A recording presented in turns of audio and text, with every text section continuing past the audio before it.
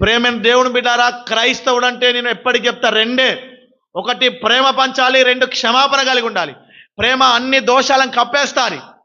ధర్మశాస్త్రం నెరవేర్చబడుతుందట, ఇమిడి ఉంటుందట ప్రేమలో. ప్రేమ కలిగి ఉండాలి, క్షమించే మనసు కలిగి ఉండాలి.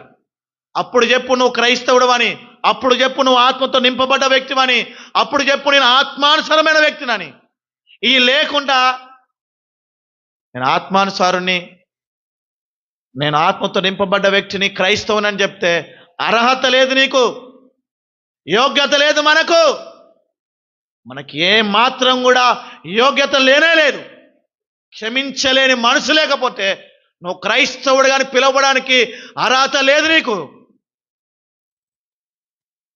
ప్రభువే కలువరి శిలువలో వేలాడుతూ ప్రాణం తీసినా క్షమించాడు. స్టెఫాను కూడా క్షమించాడు.